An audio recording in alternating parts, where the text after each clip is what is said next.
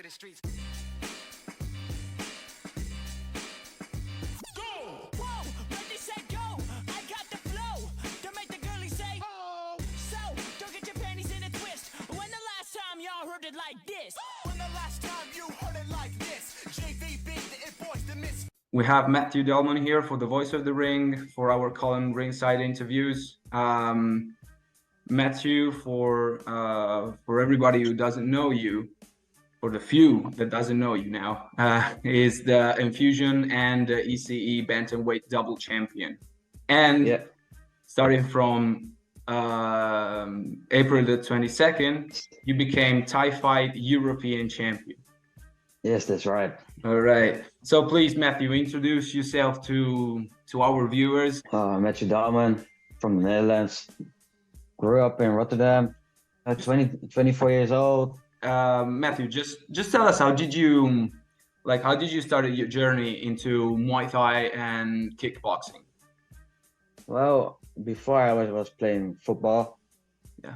Till the age of 16, and then at one point I just didn't feel it anymore, and I always was watching like fights and fighting movies and things like that.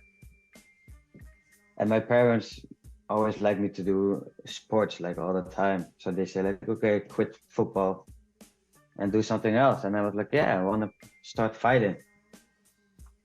And first I wanted to start with MMA. I was like, yeah, I want to do MMA. I saw some things, some fights, and I was like, yeah, I want to be like that. Yeah. Boxing, or start with the basics, yeah.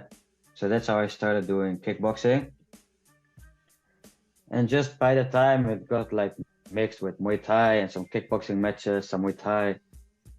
And then after some fights, I felt like I like to be competing in Muay Thai more than competing in kickboxing.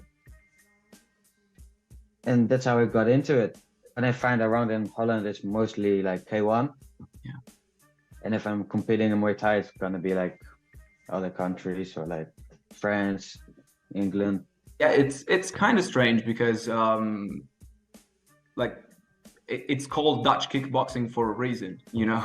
Yeah. You have a long tradition of kickboxing fighters more than Muay Thai fighters, except from, of course, Ramon Dekkers. Yeah. True. And maybe a few others. Do you like more Muay Thai than kickboxing? I guess. Yeah, I do. Yeah. I don't know why, but like I feel more confident like fighting in Muay Thai than kickboxing. I feel like it fits me more. You're champion in both ECE stand-up fighting and the Enfusion. What's the difference between the two? It's a little different. It's like the normal Enfusion title is just kickboxing.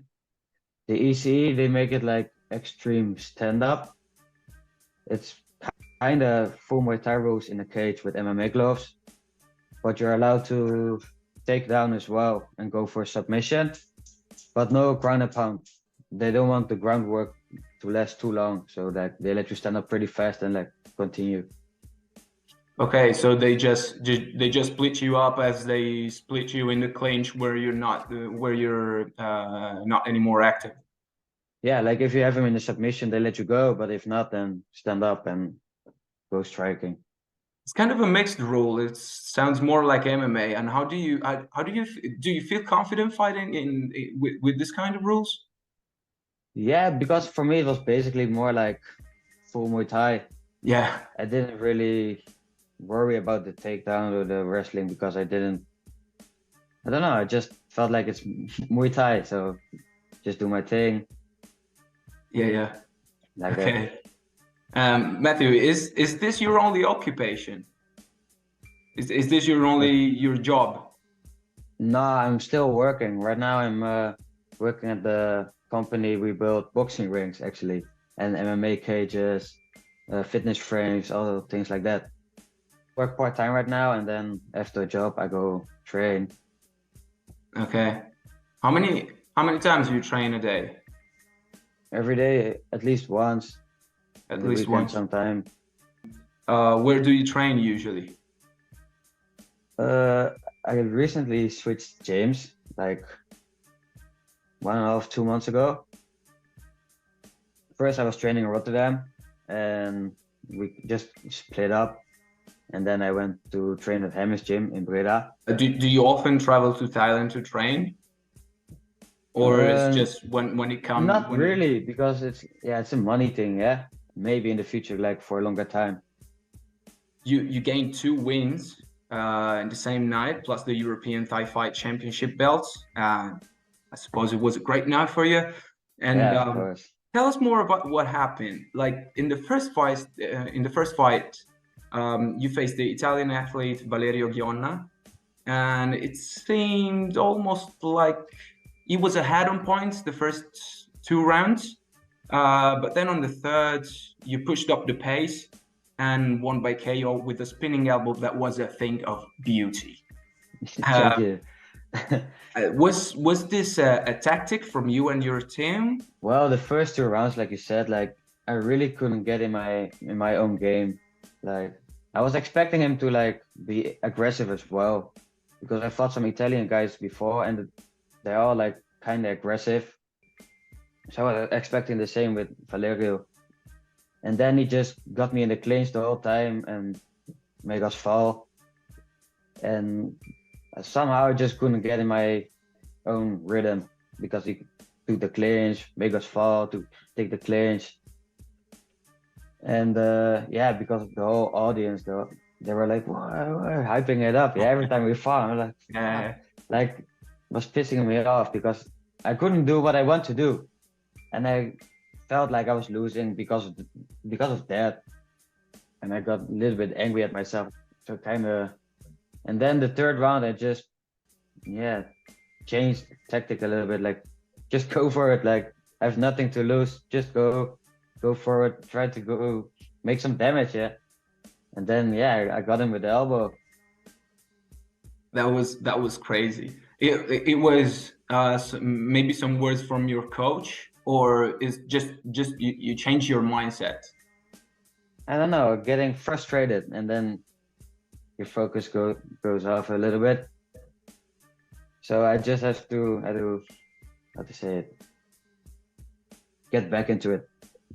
On the second fight with the Spanish guy Ramon Cruz. Like the second fight, I felt much more confident because I could do what I'm normally doing. This is like the way I would like to fight, and he let me fight how I want. So then it's just, you can pick the shots you want, keep going, just stay sharp. Because he caught me with a really nice back fist as well. That made me think like, ah, shit, don't get too confident. Not long ago, like you and Simsek gave all the Enfusion fans one of the craziest fight ever witnessed in just 30 seconds span. You got knocked down 2 times in the first 20 seconds. It was a real crazy night. And then landed a thunderous high kick. That just tell us about those 30 seconds. The fight before that one was heavier as I thought as well. So I was still kind of tired because of that fight, and he went in pretty fresh because before he knocked another guy out as well. And there were some things backstage happened in my room as well. So I was like not there in my mind, before entering the fight. So when we got in, still a little bit off, and then I get the first 8 count and got up really fast. Didn't hurt me that much, just enough. And then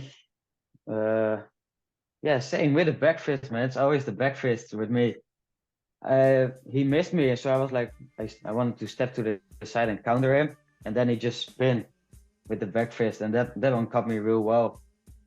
And as I go down, he hit me second time, and that was the most, for me, it was the most heavy one. Like that one made me real hurt. Got up, and then I was like, I don't know how, but just something switched. Like, hey, I have to do something. Don't want to lose with knockout like in a row in one round. And then as soon as I got my space after the breakup, got my space, and then just throw the leg, and it landed.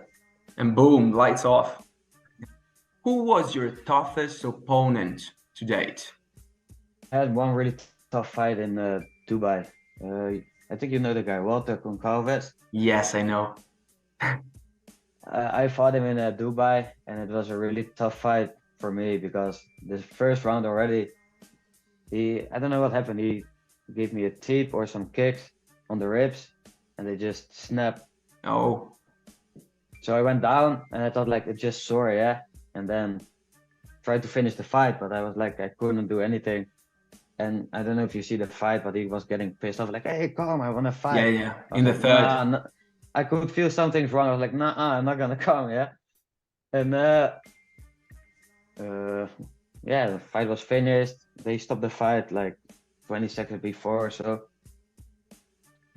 I went home, couldn't sleep as well because of the body. I just thought it was bruised.